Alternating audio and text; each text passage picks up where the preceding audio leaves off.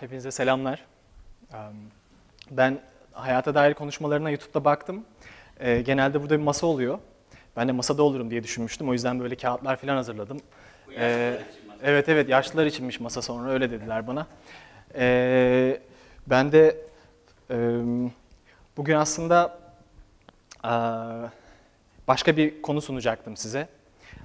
Aslında o konuyu sunarmış gibi yapıp biraz da kendimden bahsedecektim. Ama tam tersi olacak bugün. Bugün kendimden bahsedermiş gibi yapıp birazcık o konuya da girmeye çalışacağım ufaktan. Bu aslında benim Turing'deki ikinci sunumum. İlk sunumum 2015 yılında bir otobüste İznik'e giderken bana da Ayasofya'yı anlatmak düşmüştü. İznik'teki Ayasofya'yı anlatmak. Orada Bülent Bey şey demişti, doktorlar çok güzel sunum yapıyorlar demişti. Doktorların sunumlarını ayrı beğeniyorum demişti. Bakalım bugün bizim sunumumuzda beğenecek misiniz? Nasıl bir... Tabii ben burada 2013'ten beri gelip gittiğim için aşağı yukarı tahmin edebiliyorum. Buralarda çok fazla oturduğum, çok fazla burada konuşma dinlediğim için neler beklenebiliyor, neler anlatılması gerekiyor. Sizin elinizde küçük bir CV var zaten. Kısaca işte özgeçmişimi anlatan. Ben o CV'de yazmayan bazı şeylerden bahsedeceğim size. Onlar zaten internette, işte LinkedIn'de ya da işte üniversitenin sitesinde tarihleriyle tek tek olan şeyler. Bir de tabii insanların belli bir yaşa geldikten sonra belli bir yaşa kadar yaşadıklarını CV'lerine yazamıyorlar haliyle. Onlar hep böyle anlatılmamış hikayeler olarak kalıyor. CV'de çünkü onlara yer olmuyor. Ben biraz size o hikayelerden bahsetmek istiyorum. Buraya kadar nasıl bir yoldan geçtim ya da birisi nasıl bir yoldan geçer ve o yola nasıl bakar, o yolda gördükleri nelerdir? Size ben biraz bunlardan bahsetmek istiyorum. Ben İstanbul'da doğdum, büyüdüm. İstanbul'un Samatya semtinde doğdum ama işte Gazi Osman Paşa'da büyüdüm. Bir ilkokulda, Gazi Osman Paşa'da çok kalabalık bir ilkokulda, 80 kişilik bir ilkokulda, üçlü dörtlü sıralarla olan bir okulda. Biz 3 arkadaştık. Bir de bizim bir ilkokul öğretmenimiz vardı. Kendisi aslen arkeoloji okumuş, daha sonra ilkokul öğretmenliğine başlamış. Türkiye'de arkeoloji yapmanın zorlukları tabii. İşte takı tasarımı falan yapan birisiydi, Kutlay Tansel Susam. Kendisiyle de geçen bayramda görüştük, hala hayatta. Ondan bahsedeceğim birazcık ilk başta. Bu şeyi duymuşsunuzdur belki. Gürciyev diye birisi var. Gürcistan, Kars'ta doğmuş, Sarıkamış'ta ama işte daha sonra Ermeni birisi, Gürcü biraz da böyle. O kendi hayatını yazdığı bir kitabında, kitabın başlığını şey koymuş. Meeting with Remarkable Men diye. Yani bütün hayatını tanıştığı, kayda değer insanların bir özeti olarak sunuyor. Ben de size böyle hayatımdan geçen, kayda değer insanlardan bahsederek aslında bu sunumu tasarladım. Biz 3 arkadaştık dediğim gibi. Doğan, Enes ve ben. Biz belki de öğretmenimizden öğrendiğimiz gibi ya da onun hayalini gerçekleştirmek adına arkeolog olmak istiyorduk. Okulun bahçesinde taşlara bakıp işte küçük küçük notlar alıyorduk. Hatta kimse o notlarımızı okumasın diye, çünkü teneffüslerde falan sınıfı terk ediyorsunuz. Bir alfabe geliştirmiştik. Her sembolün işte bir karşılığı vardı. A'nın bir karşılığı, B'nin bir karşılığı. Notlar alıyorduk. İşte taşlara bakıp buradası böyledir filan. Arkeolojiden de haberimiz yok. Öyle taşlara bakmak filan zannediyoruz.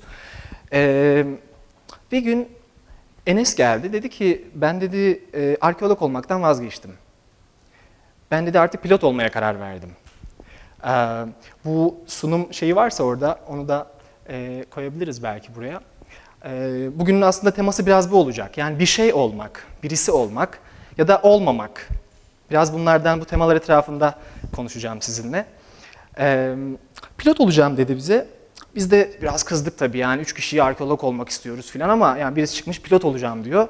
İşte böyle bir temeli yok. Tamam dedik, sen gruptan dışlandın artık. Alfabeyi falan değiştirdik. Bütün yazılarımızı artık yeni alfabeyle yazıyoruz.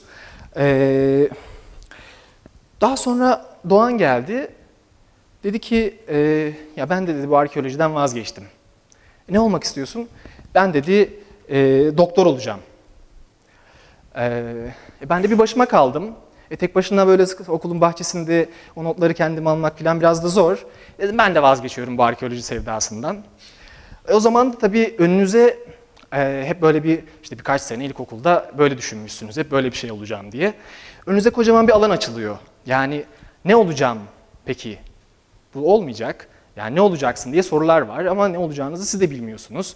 Çünkü bir de şöyle şeyler duyuyorsunuz hep işte ne oldum dememeli, ne olacağım demeli filan. Demek ki ne olacağın önemli bir şey yani. Böyle bir yerden geliyorsunuz. Tabii ben o zamanlar haberim yok ama lisede keşfettiğim bir yazar var. Oğuz Atay. Lisede böyle bir haftada hatim etmiştim böyle gece gündüz okuyup o kalın kitabı. Oradan ben size küçük bir bölüm okuyacağım. Sonra onun üzerine devam edelim. 3 çeşit meslek varmış. Mühendislik, doktorluk, bir de hukukçuluk. Ben ressam olmak istiyordum. Babam böyle bir meslek olmadığını söyledi. Prens Paradoks'tan bahsetsem kim bilir ne der. Belki şimdi sizin yanınızda Dorian Gray'lik yaparım bir süre. Sonra beni de Lord Henry'liye terfi ettirirsiniz. Masrafı neyse veririm. Fakat bir sıfatla başlamak istiyorum. Bu çocuk ileride büyük adam olacak gibi ne olduğu belirsiz bir tanımla değil. Genellikle bu çocuk büyük adam olacak gibi sözler dolaşıyordu ortada. Ne olacağını kimse söyleyemiyordu. Fakat büyük olacağı hususunda herkes birleşiyordu. Muzaffer'in ancak iyi bir berber olacağı, daha üstün başarılara ulaşacağı belli oluyor diyorlardı. Selim bu sözleri anlamıyordu. Birlikte oturup her meselenin yorumunu birlikte yaptıkları bu insanların dışında düşünemiyordu kendini. Görünüşte onların üstünde olan bir durumu yoktu. Daha saçını bile istediği gibi kesmiyorlardı. Selim elle tutulur, yakın başarılar istiyordu. Onu hayatın kötü yanlarından korumalarına dayanamıyordu. Saçlarını uzatırsa hemen baştan mı çıkacaktı sanki? Zeytinin kilosu 80 kuruşa çıkmıştı. Evde huzursuzluk vardı. Sabri kızlarla dolaşmaya başlamıştı. Selim'e öğütler veriyordu. Sabri 3 dersten ikmale kalmıştı. Onu ikmale bırakan matematik hocasını bir öğrenci pataklamıştı. Bütün olaylar uzakta oluyordu. Selim büyük adam olamayacağını hissediyordu. Belki Türkiye savaşa girerse Selim'in büyük adam olma meselesi unutulur. Ve Selim de bu kadar insana karşı mahcup olmazdı. Kimse ağır savaş yılları içinde yetişen bir çocuğu büyük adam olamadı diye suçlayamazdı. Selim büyük adam olmaktan kurtulmak için ağır bir hastalık geçirmeyi bile düşünmüştü. Ne yazık ki hastalık her istendiği anda gelmiyordu. Oysa afişlerde korkunç hastalıklardan bahsediliyor. Mikropların ve mikrop taşıyıcı böceklerin resimleri, Selim'in 2 misli kocaman böceklerdi bunlar, duvarlara asılıyordu. Bu böcekler Selim'in rüyalarına giriyordu. Annesi de başında bit bulmuştu. Saçları daha kısa kesildi. Selim ortaokulda sevilen bir öğrenci değildi. Kimse artık onun büyük adam olacağını da söylemiyordu. Galiba büyük adam olma süresini geçirmişti. Okula her gidişinde yüreği çarpıyor, başına kötü bir olayın geleceğinden endişe ediyordu. Saçlarını kestiriyordu, tırnakları uzuyordu, sakalları tıraşı oluyordu, yıkanması gerekecek kadar kirlenmiş oluyordu. Hiçbirine yetişemiyordu. Bütün arkadaşları bu kadar işi bir arada aksatmadan nasıl yapıyorlardı? Biraz uzun oldu belki ama burada çok ilginç bir mesele. O büyük adam olacak meselesi, birisi olma meselesi, bir şey olma meselesi hep böyle kurcalayan bir şey insanı. Yani size çünkü hep böyle bir örnekler gösteriliyor. Böyle olmak, şöyle olmak, şunun gibi olmak. Tabii bunu nasıl olacağını çocuklar çok da bilemiyorlar. O yüzden birazcık da savrulabiliyorlar. Ben en sonunda nihayet yazar olmaya karar verdim. Fakat yazar olmak da öyle matah bir şey değildi. Yani çok böyle para eden ya da işte sizin teşvik edildiğiniz bir alan değildi. Çünkü böyle hikayeler anlatmak, bir şeylerden bahsetmek, insanların size olan o ilgisini gözlerinde görmek, tıpkı işte şu anda yapmaya çalıştığım gibi bana bir zevk veriyordu, bir keyif veriyordu, bir şeyler anlatmak. Yani böyle küçük küçük detaylar var ama onları bir araya getirip onlardan bir şeyler oluşturmak. Liseye başladığımda yine Gazi Osman Paşa'da küçük bir Anadolu Lisesi'nde ilk dersimde edebiyat dersiydi ve hocama sordum. Yazar olmak istiyorum ben dedim. Nasıl yazar olunur? Yani ne yapmak lazım? Yani yazıyorum ben ama hani kimse yazar demiyor size yazı yazdığınız için. Yani bu yazar nasıl olunuyor? Bunun bir yolu yordamı var mı? O da dedi ki bana, kütüphaneye git dedi. Kütüphanede Yalçın Doruk diye bir hoca var dedi. Kendisi şair. Onu bul dedi. O sana dedi anlatır dedi nasıl yazar olunacağını. Ben de tabii heyecanlıyım. Böyle bir şair falan varmış. İşte gideceksiniz okula. Okulunda küçük bir kütüphanesi var. Anadolu Lisesi şartları. Yalçın Hoca da kütüphanede küçük bir odada hafif bir müzik açmış. Zeki Müren dinliyor. Ben seni unutmak için sevmedim diye böyle bir şarkı. Ben de böyle garip bir adam böyle işte. Kelli felli bir adam. Hocam dedim siz Yalçın Doruk musunuz? Evet dedi. Ben dedim hocam yazar olmak istiyorum. Beni size gönderdiler. Şöyle baktı, müziğin sesini bir kıstı. Şöyle boydan bir süzdü beni. Otur dedi. Oturdum. Sana da bir hikaye anlatacağım dedi. Sonra bana Cenk hikayelerinden Şahmeran'ın hikayesini anlatmaya başladı. Hikaye şöyle. Çok eski zamanlarda, zamanı Bedrin birinde, epey uzak bir zamanda bir şahmeran ustası varmış. Bu şahmeran ustası şahmeran resimleri çizermiş. Çok güzel resimler. İnsanlar da bunun dükkanına gelir, bu resimlerden satın alırlarmış. Bir gün bölgenin ahalisinin çocuklarından birini babası bu ustaya çırak olarak vermeye karar vermiş. Usta da kabul etmiş. Çocuk ufaktan işte çizik çizmeye, boyamaya, oraları temizlemeye falan başlamış. Aylar, günler sonra çocuk bir tane en son bir şahmeran resmi çizmiş. Ustası da almış bunu duvara koymuş. Gelenler bakıyorlarmış, bunun ne olduğunu anlam veremiyorlarmış. Hiç şahmerana benzemiyor. Zaman geçtikten sonra çocuk bir resim daha çizmiş. Bu sefer gelenler bakmışlar, ya kuyruğu biraz benziyor ama yani yine ne olduğu belirsiz bir şey bu. Aradan tabii yıllar geçiyor, bu artık kalfa oluyor, biraz daha şey yapıyor. Ve bu çocuk bir resim daha çizmiş, genç artık. Bu sefer bakanlar demişler ki evet, bu bir şahmeran olmuş, benziyor. Ama ustanınkiler daha güzel. Tabii çocuk bunları duyuyor hep, genç. Ve hırs ediyor ve çalışıyor, azmediyor, ustasına bakıyor, öğrenmek istiyor. En son öyle bir resim çizmiş ki bu sefer gelenler diyorlarmış ki ustanınkinden daha güzel bir şahmeran çizmişsin. İşte o gün usta çıkarmış çocuğa, anahtarı vermiş, dükkanı teslim etmiş, emekli olmuş. Sonra hikayeyi bitirdikten sonra bana döndü Yalçın hocam. Dedi ki önce dedi kendine bir usta bulmalısın. Bir yazar bulmalısın, ona öyküneceksin, onun gibi yazacaksın. Ve zamanla zaten ondan ayrışan bir ses çıkacak senden. O sesi duyduğun zaman o sesin peşinden gideceksin ve o senin yazar sesin olacak. İşte yazar böyle olunur dedi bana. Ben de bu hikayeyi hiç unutmadım. Şahmeran'ın hikayesini.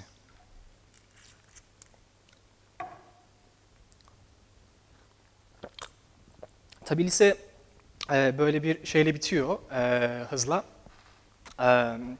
Benim hiçbir çalışmam yok. Üniversite sınavlarına hazırlık, işte test çözmeler falan. Bunlar benim için çok garip işler gibi geliyor. Yani işte yani şeyden haberim dahi yok. Yani üniversitede puanlar nasıl oluyor, nasıl yapılıyor falan bilmiyorum. Hiçbir fikrim yok. Ben sadece bana bu hocayla arkadaş olmuşuz biz artık. Beni artık çırak gibi böyle yanına aldı. Kütüphanenin anahtarını da bana verdi. Buraya artık sen bak dedi, kayıtları sen yap, şey yap. Ben derslere bile böyle girip çıkmıyorum, zamanla giriyorum falan. Beni hep böyle işte etkinlik yazıyorlar yoklarımı. Okul böyle bitti yani, sonuna geldik hemen hemen, işte son dönem. Böyle ben de test kitabı falan almaya başladım, herkes alıyor, nereye gidilir falan. O sırada da ne okuyacağımı bilmiyorum ama. Yani hep aklımda bir yazar olmak var ama üniversitede bir şey okunması gerekiyor sonuçta. Bir bölüm seçilmesi gerekiyor. İşte aileniz de size soruyor, ne yapacaksın, ne diyeceksin? Hukuk, yani 3 tane meslek var dedik ya başta. Doktorluk, hukukçuluk, bir de mühendislik. Ben tabii bunların üçüne de pas veremiyorum. Şimdi matematiğim, kimyam falan o kadar iyi değil. Zaten oradan biraz şey yapıyorum. Hukukçuluk da yani bana biraz garip geliyor. Yani böyle hani bunu okumak ne demek yani? Hani nasıl olunur? Çok kafamda oturtamıyorum. Bir gün okula bir yazar geldi. Bir yazar konuşma serileri vardı.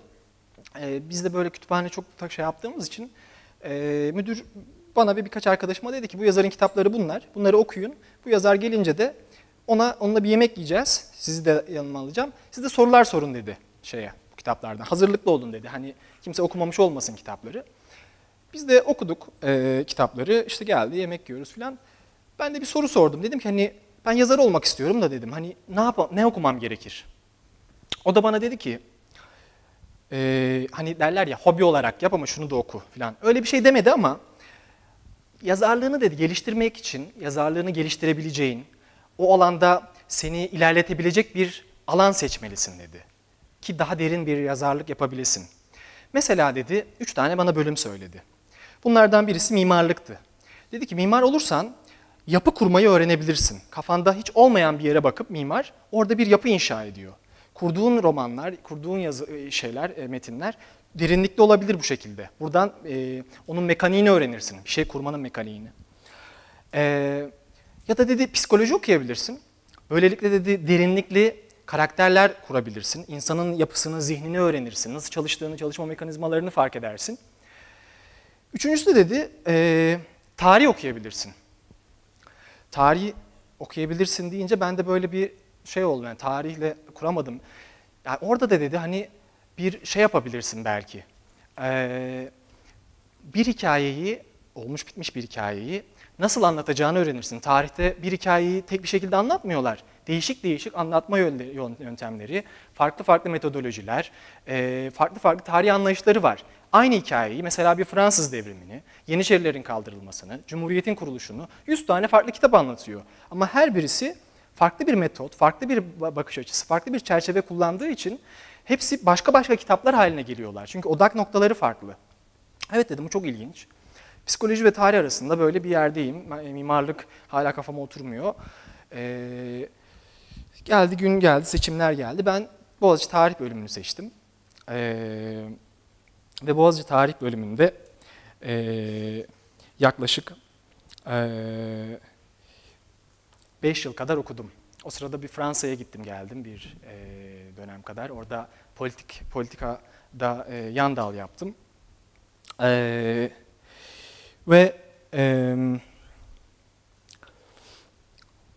Daha sonra yine Paris'e döndüm, orada kaldım. Orada master'ımı yaptım yine tarih alanında. Daha sonra da şimdi Amerika'dayım. Bu kısımları biraz hızlı geçtim çünkü o aralarda anlatacağım birkaç tane şey var. Onları burada toparlamak için. Şimdi şöyle bir şeyden bahsetmek istiyorum size. Bütün bu eğitim macerası, yani 1. sınıftan Boğaziçi Üniversitesi'nin sonuna, hatta master'ın sonuna kadar eğitim hep böyle kafayla yapılan bir şey ya. Hep zihninizin açık olması isteniyor bizden. İşte şekerler yiyoruz, okunmuş şeyler içiriyorlar. İşte ne bileyim böyle cevizler yiyorsunuz, beyine benziyor falan diye. Böyle kafa, zihin, akıl çok böyle övülen, şey yapılan bir şey. Merkeze alınan bir şey. Ve biz hep zihnimizi korumak, aklımızı korumak, saatimizi korumak istiyoruz, zihin saatimizi. Ve bu yüzden de bir bakıma hep beden dediğimiz şey kafayı taşıyan, zihni taşıyan bir araç haline geliyor. Akademik insanlar, eğitim yapan insanlar genelde bedenlerinin kafalarını taşıyan bir şey olarak kuruyorlar, tahayyül ediyorlar.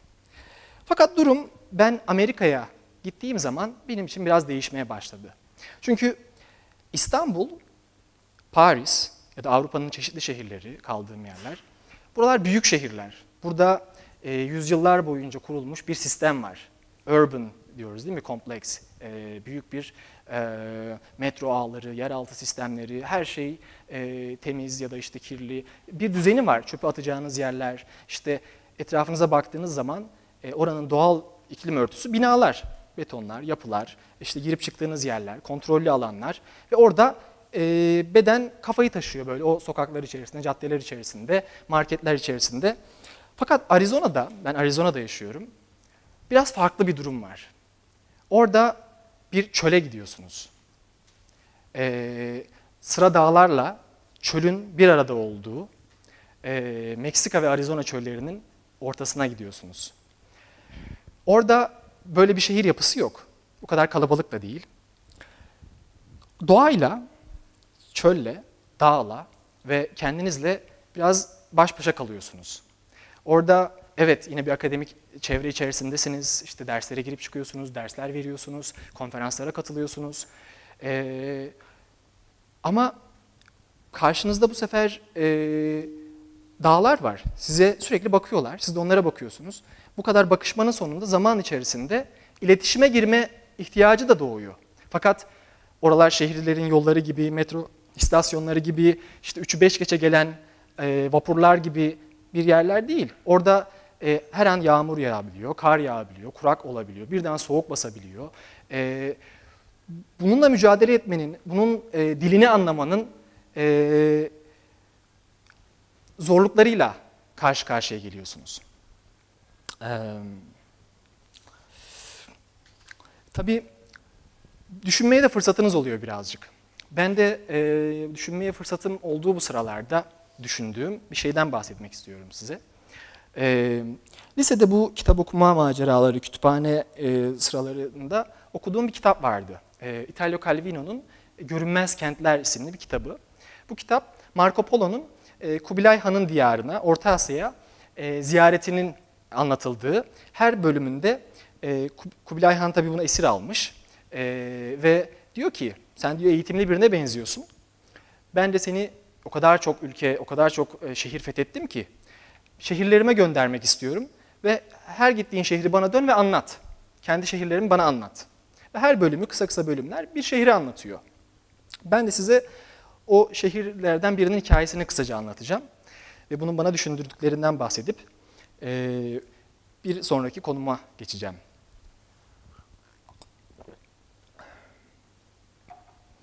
Bu şehrin ismi Zobeyde. Bunlar tabii biraz hayali şehirler.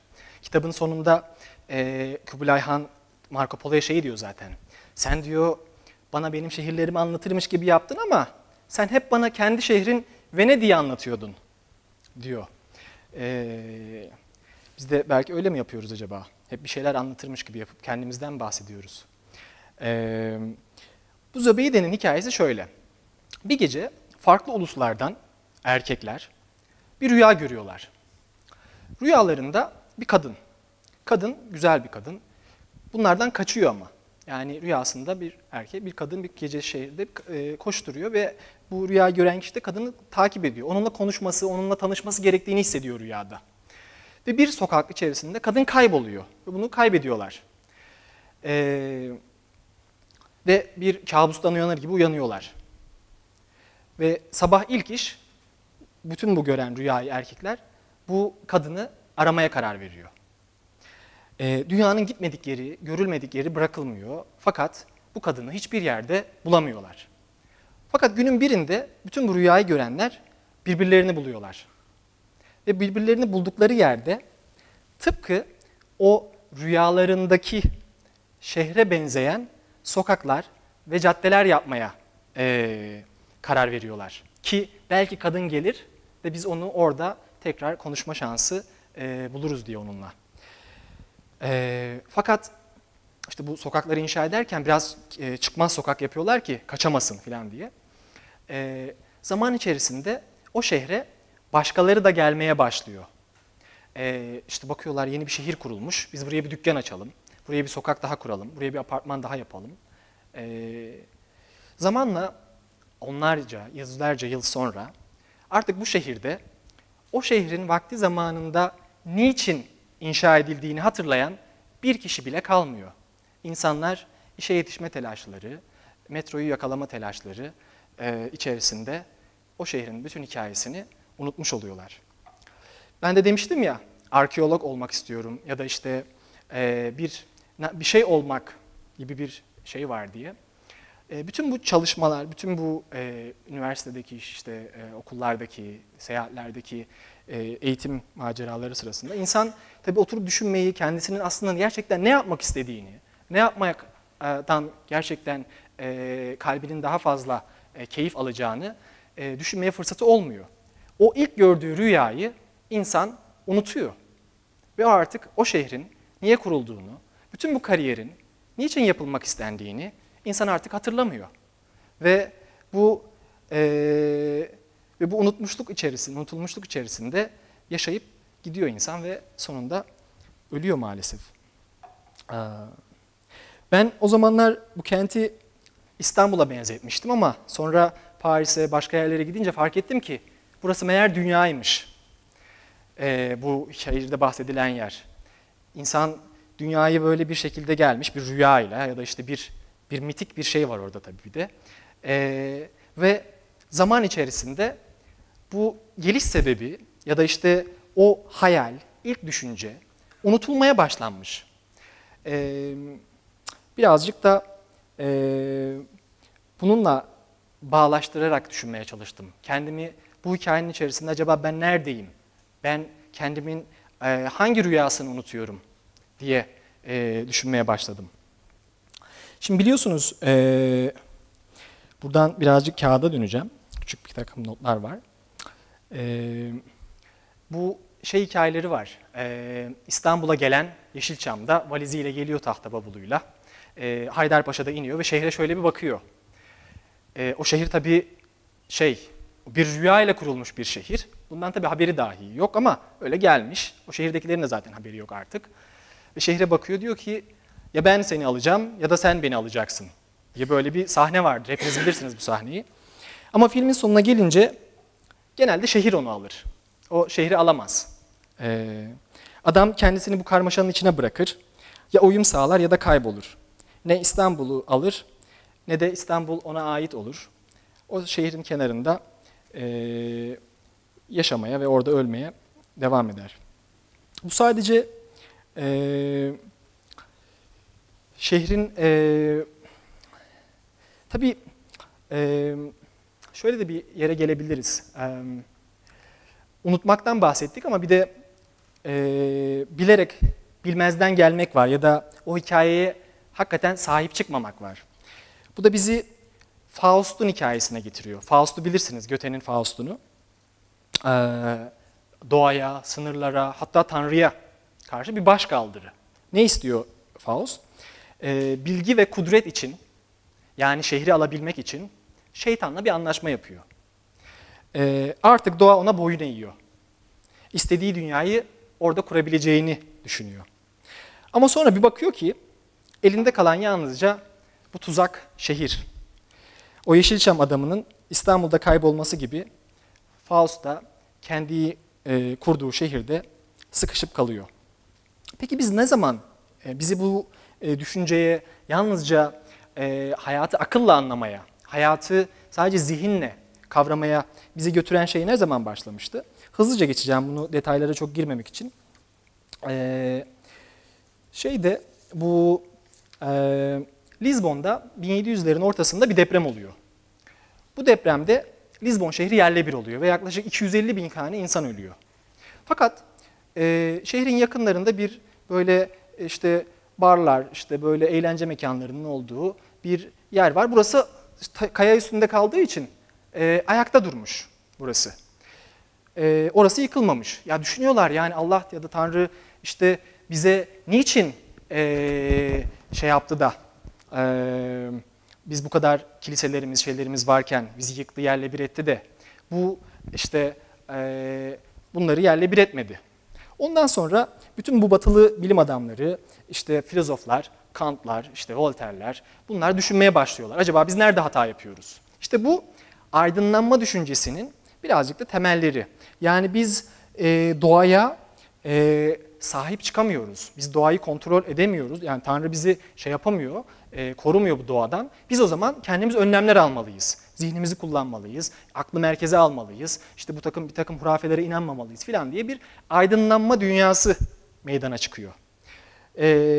Hatta işte bu aydınlanma dünyasının da tabii öncüllerinden Descartes'in de sözü var. Düşünüyorum, öyleyse varım. Yani varlığınız, şüpheniz, düşüncenizle aslında tanımlanabiliyor. Bir arada kullanılabiliyor. Ama bu cümleyle birlikte zihin de bedenin önüne geçiyor. Artık insan varlığı düşünen bir özneye indirgenmiş oluyor. Düşünce vardı ama beden artık sessizdi. Beden konuşmuyor. Dokunmak, ağrımak, acımak, yorulmak, ölmek bunların hepsi dışarıda bırakılmış oluyor. Beden bir nesneye, bir araca dönmüş oluyor. Bu yüzden artık yağmur bir rahmet değil, bir iklim verisi. Rüzgar bir esinti değil, bir hava akımı. Dağlarsa artık bir maden sahası ya da turistik bir manzara fonu. Modernlik yalnızca doğayı değil, ölümü de ehlileştiriyor. Ölüm artık şehirlerin dışında, steril hastane odalarına sürülüyor. Cenazeler evlerden alınıyor, taziye ve yas kültürü tamamen kalkıyor. Ölüm modernliğin gözünden bu şekilde apar topar kaçırılmış oluyor. Artık insanlar acı çekmeden ölmek istiyor. Hatta ölmek istemiyorlar. Teknolojiyle yaşlanmayı, ilaçlarla hastalığı geciktiriyoruz. Ama sonuçta ölüme dair olan her şeyi görmezden geliyoruz. Peki bu noktada biz ne yapıyoruz? Kendimize bu soruyu bir sormamız gerekiyor. Kendi ellerimizle kurduğumuz bu kariyerlerin, bu şehirlerin, bu hayatların içerisinde niçin bu kadar yabancı, niçin bu kadar boşluk içerisinde yahut da bazen kayıp hissediyoruz? Benim akademik yolculuğum da, şu anda doktora yapıyorum, bu tarz sorular içerisinde şekillendi birazcık. Yani bir şey çalışmak, bir konu seçmek, işte ben bu konuyla ne yapacağım? Bununla anılacaksınız çünkü. Peki bununla anılmak dışında ben hayatımın 5 yılını, 10 yılını, daha geri kalan yıllarını neye vereceğim gibi düşüncelerle cebelleşirken bir yandan da böyle sorularla uğraşmanız gerekiyor. Bunlar CV'niz içerisinde yazmayan sorular. Benim akademik yolculuğumda bu anlamda bir başarı hikayesi değil de bir arayış hikayesi olarak aslında ben kurgulamak istiyorum. Çünkü eğer bu bir tırmanışsa zirveye çıkmak değil tabii mesele. Zirveye neden tırmandığını ya da tırmanmaya çalıştığını biraz da unutmamakla alakalı. Faust'un bir şeyi var.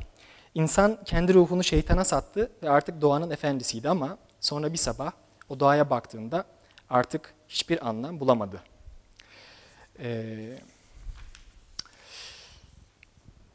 Ben de bütün bu sorularla uğraşırken Arizona'da bir keşifte bulundum. Kendimi bu şeyin içerisinden, cenderenin içerisinden çıkartabilecek. Acaba ben bu bütün akademinin yanında bu kendi diğer sorularımla yüzleşebileceğim, onlarla baş başa kalabileceğim bir alan açabilir miyim diye düşünürken orada şeyin çok meşhur olduğunu fark ettim. Doğa sporlarının, işte kampçılığın, ateş yakmanın, işte bu yürüyüşlere çıkmanın, kaya tırmanışı yapmanın ve bunların arasından da en cazip geleni bana kaya tırmanışıydı. Bunların sebeplerinden biri de Yalçın Koç diye bir hoca var.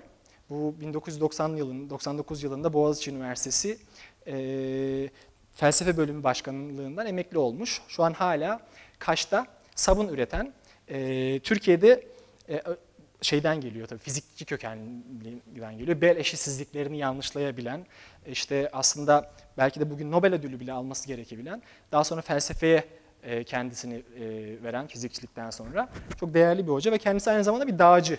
ODTÜ'de Türkiye'nin ilk dağcılık kulüplerinden birini kuruyor. Ondan aldığım bir ilhamla aslında ben de birazcık da Arizona'da olmuş olmanın, bütün bu soruların verdiği şeyle dağcılığa başladım. Kaya tırmanışı yapmaya başladım. Hem kaya tırmanışı da tabii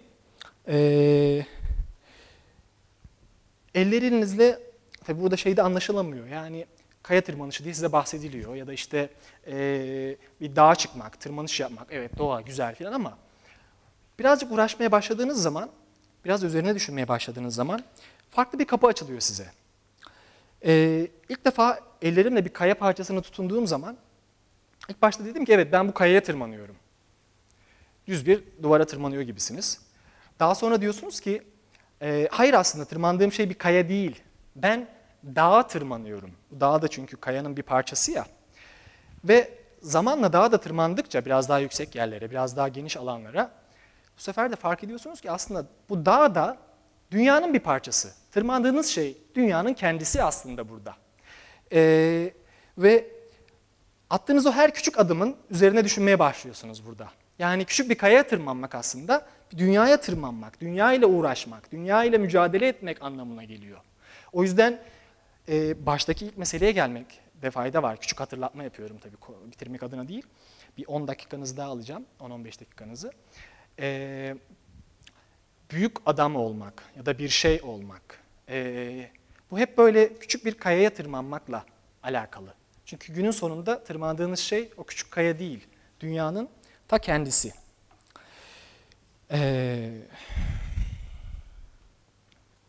Tabii tırmanmak yalnızca bir spor değil. Bu şehir hayatının bize unutturduğu bir şey var. Nedir bu? Yer çekimi. Tırmanmak aslında size yer çekimini, bunu Amerikalılar şey diyorlar, grounding diyorlar. Yani kendinizi hani bir sakin olmak, bir böyle çökelmek. Bu hissi hatırlatan da bir şey. Ağırlığını, varlığını, acını, ölüm ihtimalini tırmanırken aslında tanıştığınız şey kaya ya da dağ değil, kendi bedeniniz. Orada indiğiniz şey, çıktığınız şey kendiniz. Dağa çıkarken kendinize iniyorsunuz bir anlamda.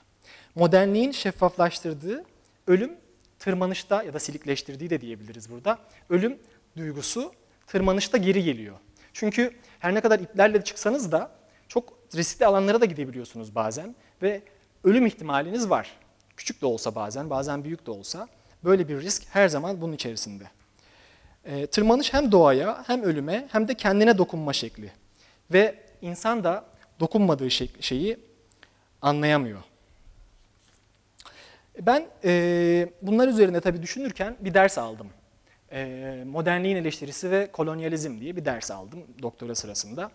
Bu ders için bir makale hazırlamam gerekiyordu. Ben de dağcılık ve kaya tırmanışının modernliğin eleştirisi olarak nasıl sunabilirim diye düşünmeye başladım ve bütün size bu anlatmaya çalıştığım şeyler birazcık da bu dersin ve bu düşüncenin etrafında gelişti.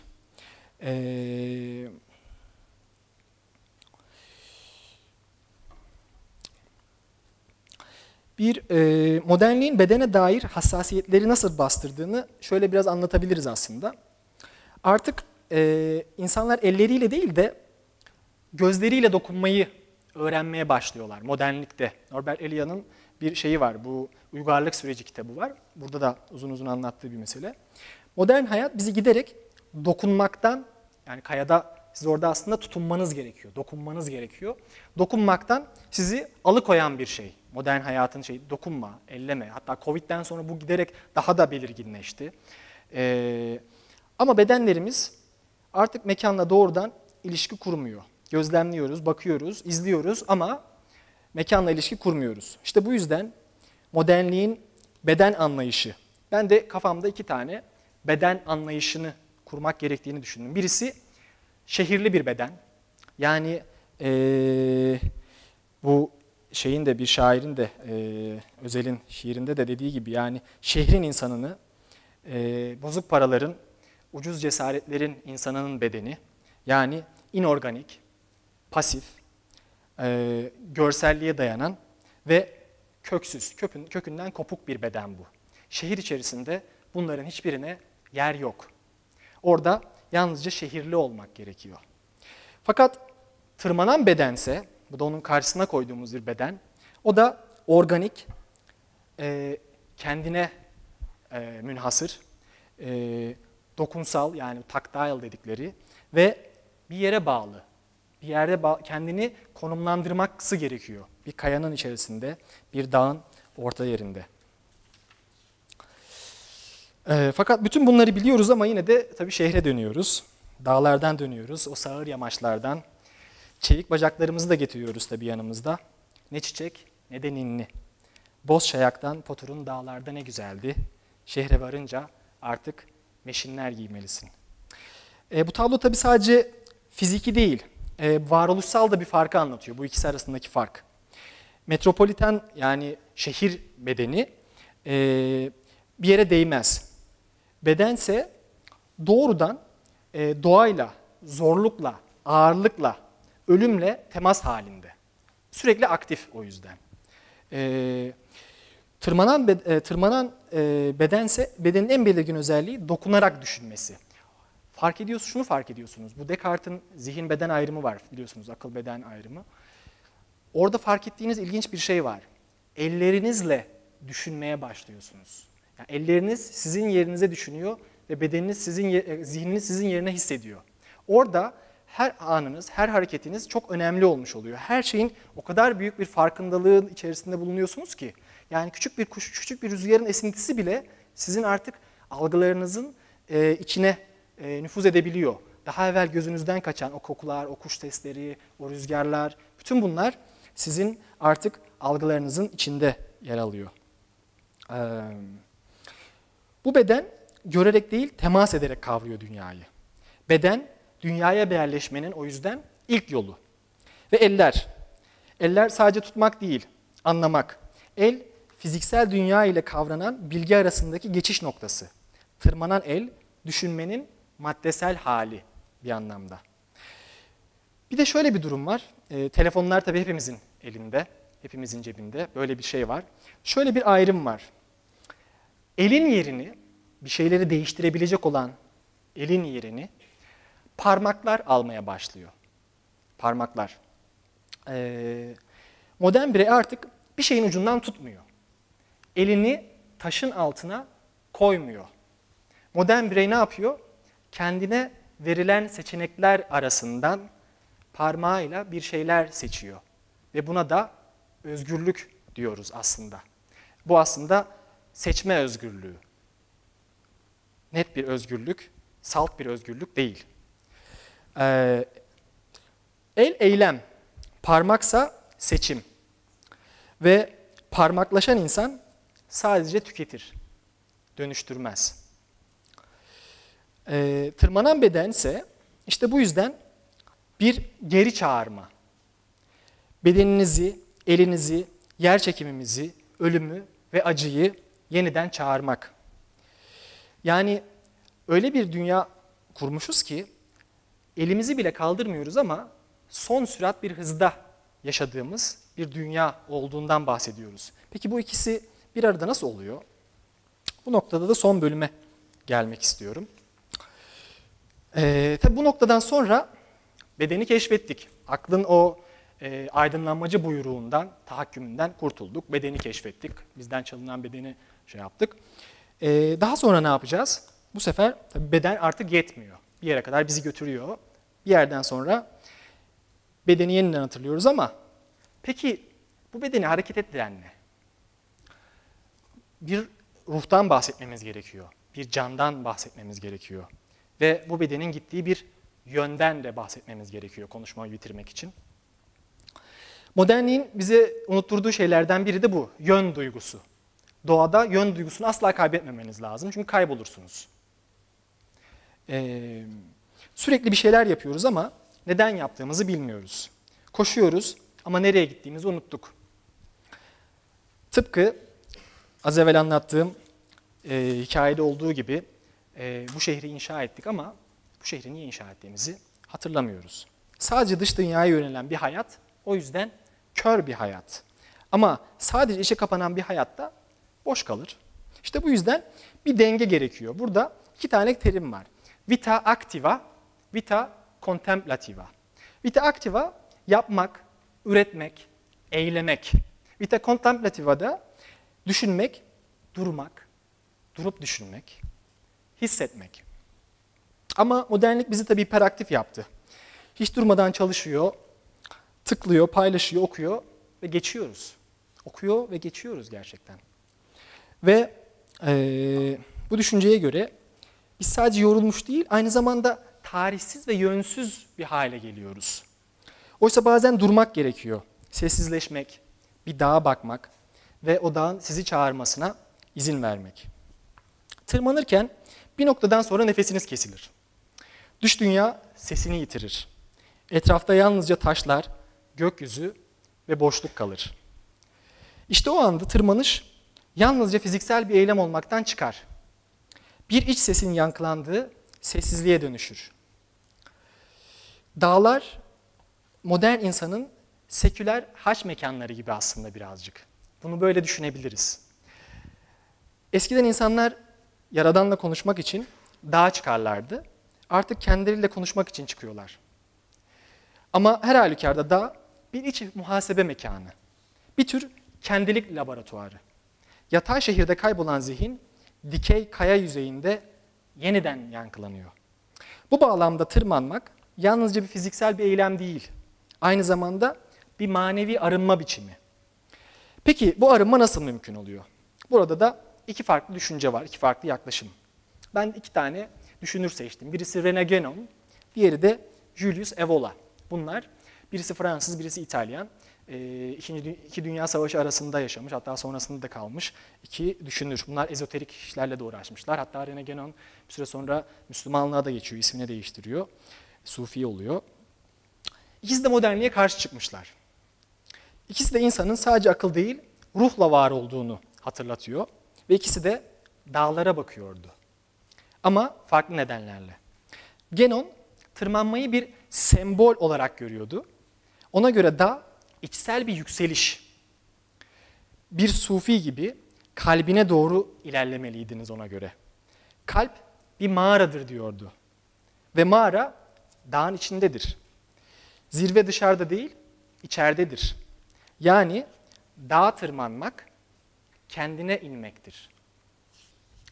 Evola ise gerçek bir dağcıydı. Hakikaten felsefeci, filozof ama bir yandan dağcılık da yapmış. Hatta bacağını kırmış bir ara dağda. Tıpkı yazdığı gibi tırmanıyordu da. Kayaya tutunmak, ölümle yüzleşmek, kasların sınırına dayanmak. Ona göre ancak bu tür fiziksel disiplinlerle ruhsal bir yükseklik mümkündü. Eylem onun için düşüncenin bedenle yazılmış haliydi. Ve şöyle diyordu, modern insan ruhunu kaybetti. Onu geri almak istiyorsan önce sınırlarını, sana çizen sınırlarını zorlamalısın. Bu iki yol, içsel yükseliş ve fiziksel direniş, aslında birbirinden ayrı değil. Guénon ve Evola anlaşamasa da ikisinin de aradığı şey aynıydı. Kaybolmuş bir hakikati, unutulmuş bir rüyayı yeniden bulmak. Ve ben bugün bu iki yolu birleştirmenin mümkün olduğunu düşünüyorum. Tırmanmak sadece fiziksel bir hareket değil. Düşünceyle, iç sesle, sezgiyle yükselmiş, sezgiyle yoğrulmuş bir yükseklik olabilir. Ben kendi akademik çalışmalarımda bu arayışı sürdürüyorum. Siz başka yollar seçeceksiniz belki ama şunu birlikte düşünmek ve hatırlamak istiyorum. Hayatta bir noktada hepimiz kayboluruz.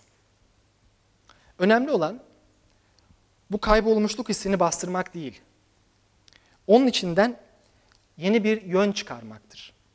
Belki bir kaya parçasına tutunurken, belki sessiz bir sokakta yürürken, belki hiç beklemediğiniz bir anda. Ben bu konuşmayı da küçük bir alıntıyla bitirmek istiyorum. Çok sevdiğim Koreli, yarı Koreli, yarı Alman bir filozofun Bayan Chulhan'ın bir kitabından. Diyor ki, çiçekleri açmış bir bahçede bulunmak, eğleşmek, beni yeniden inançlı biri yaptı. Cennet bahçesinin var olduğuna ve var olmaya devam edeceğine inanıyorum. Tanrı'ya inanıyorum. Yaradana sürekli baştan başlayan ve böylece her şeyin yenilenmesini sağlayan bu oyuncuya inanıyorum. İnsan da onun yarattığı bir varlık olarak bu oyuna katılmakla yükümlüdür. İş, çalışmak, kariyer ya da görev oyunu tahrip eder. Çalışmak kör, çıplak, dilsiz bir eylemdir.